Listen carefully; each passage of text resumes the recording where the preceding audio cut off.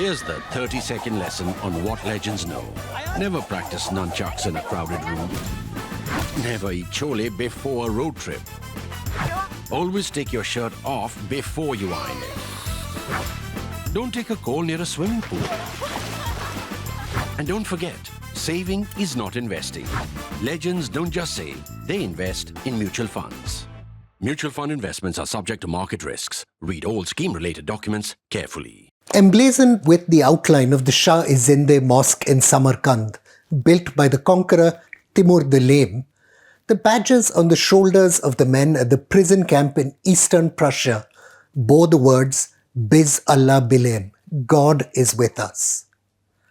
These soldiers of the Third Reich hoped to march to a different destiny from the one their Nazi masters had chosen. You are the foundation of the Eastern Legions, the Uzbek schoolteacher turned Nazi political officer Bey Mirza Hayat told them. One day, when the Eastern countries are free, you will be the backbone of our homeland. Last week, as Islamic State-linked jihadists slaughtered over 100 people at the Crocus Theatre in Moscow, Russian President Vladimir Putin alleged the West pulled the strings behind the hands curled around their Kalashnikovs. The claim was deeply disingenuous, intended to deflect blame. But it illuminates a savage, little-known war that has run for over a century. For more than 2 years, jihadists drawn from Ajnad al-Kavkaz, part of al-Nusra, which was Al-Qaeda's front organization in Syria, have been fighting Russia alongside Ukrainian forces. Led by the charismatic Rustam Ahiev, the jihadists hope the war will lead to the liberation of their homeland in the northern Caucasus and Chechnya. Ever since the destruction of the Islamic State's so-called caliphate in 2016, numbers of central jihadists have also resettled in Ukraine, including the group's Minister for War, Caesar Tokhoshashvili. The improbable entanglement of jihadism in the Ukraine-Russia war is the outcome of a tortured history, in which the Nazi Führer Adolf Hitler, the Soviet dictator Joseph Stalin, and the Central Intelligence Agency all played a part. It's one of the most incredible real-life conspiracy stories in the history of the world. Even as the Second Chechen War raged in 1999, reducing the city of Grozny to rubble, Putin angrily declared, I quote, Russia is really standing at the forefront of the war against international terrorism, and Europe ought to fall on its knees and express its great thankfulness that we, unfortunately, are fighting it alone. Like Putin or hate him, his anger was understandable. The United States at that time was engaged in cultivating the Taliban in Afghanistan, hoping to expand its leverage in energy-rich Central Asia. Europe had other things to worry about. For centuries, the Tatar and Nogai raiders had pillaged the agricultural lands of Eastern Europe in search of slaves. 2 million people, historian Darius Koladzejczak has estimated, were taken from the kingdoms of Muscovy and Poland-Lithuania from 1500 to 1700 CE alone. The slave trade provided the economic foundations for the emergence of the ethnic Turkic regions of Central Asia as great powerhouses of civilization. Even though the slaves, unlike Africans trafficked to the Americas, became integrated into Ottoman society within a generation or two, the raids, however, left deep scars among the Slavic peoples of Eastern Europe.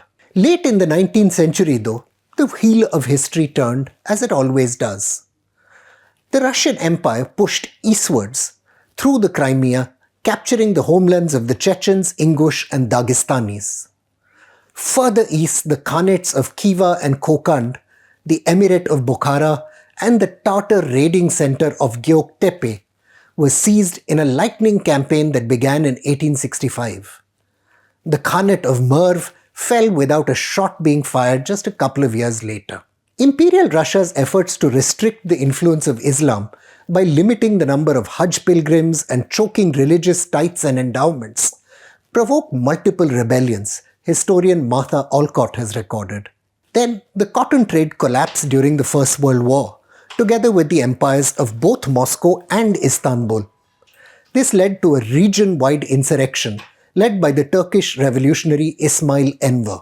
Fergana, a stunningly beautiful valley at the intersection of what is now eastern Uzbekistan, southern Kyrgyzstan, and northern Tajikistan, also saw multiple uprisings, often spearheaded by clerics of the region's powerful Sufi brotherhoods, historian Beatrice Mans has written. Following his rise to power in 1924, the Soviet dictator Joseph Stalin stamped out those rebellions brutally and imposed collectivization of lands. He arrested clerics and shut down religious institutions.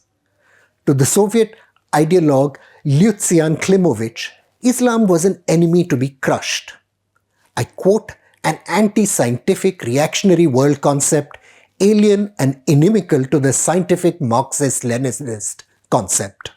Like the Nazi Waffen-Schutzstaffel divisions they fought alongside, the Muslim regions Germany raised to fight the Soviet Union faced crushing defeat in the Second World War, historian Jonathan Trigg writes. Those they hoped to liberate ended up paying a terrible price. In the summer of 1944, Crimea's Tatars were collectively rounded up by the Soviet secret police, accused of Nazi collaboration, and deported to Central Asia. Thousands died during long journeys east in airless sealed cattle wagons. Thousands more succumbed to malnutrition and disease in collective farms and gulags. As this genocide unfolded, journalist Ian Johnson reveals, the US and the United Kingdom had already begun recruiting the remnants of the Nazi Muslim legions, hoping to use them against the Soviet Union.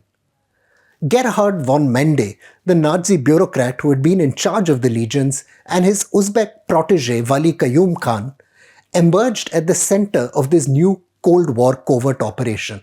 Despite his role as a high-ranking Nazi official, Johnson observes, von Mende was soon living a lavish life in post-war West Germany, complete with a house, a car, a maid, and even a horse. This despite having no ostensible source of income. Efforts to stage operations using the Central Asians, though, were betrayed by Soviet spies in West Germany as well as the UK. The most famous of them, the top MI6 defector Kim Philby. Egyptian Islamist leader Saeed Ramadan emerged as a key figure in subsequent efforts to recruit Islam as an ideological weapon against Soviet communism. Late in 1953, Ramadan met with US President Dwight Eisenhower as part of a delegation of anti-communist Islamic clerics. The next year, he was granted asylum in Germany, escaping a crackdown on the Muslim Brotherhood by Egypt's secular nationalist government.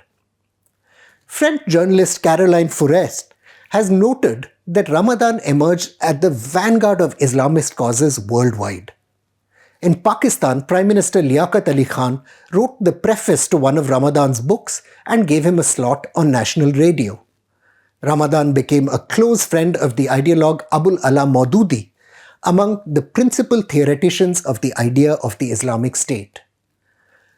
Leading a mosque set up in Munich as a hub for the European operations of the Muslim Brotherhood, scholar Gilles Keppel records, Ramadan emerged as a link between rich Middle East donors, the Islamist fighters, and Western intelligence services.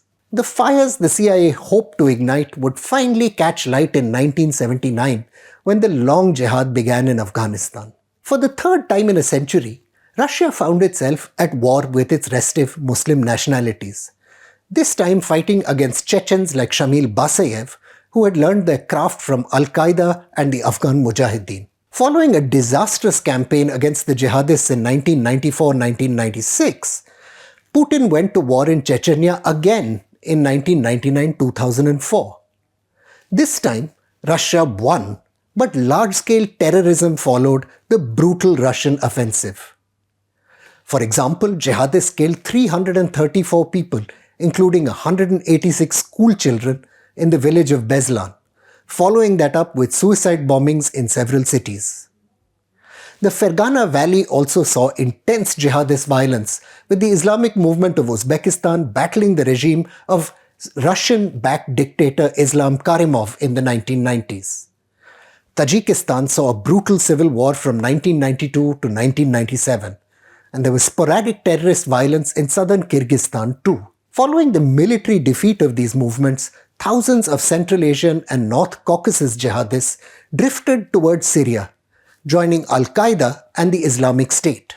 There, they were joined by a gamut of Russian-speaking jihadists, scholar Caleb Weiss notes, all of whom played a key role in fighting both the Syrian government and the Russian military forces who intervened to prop it up.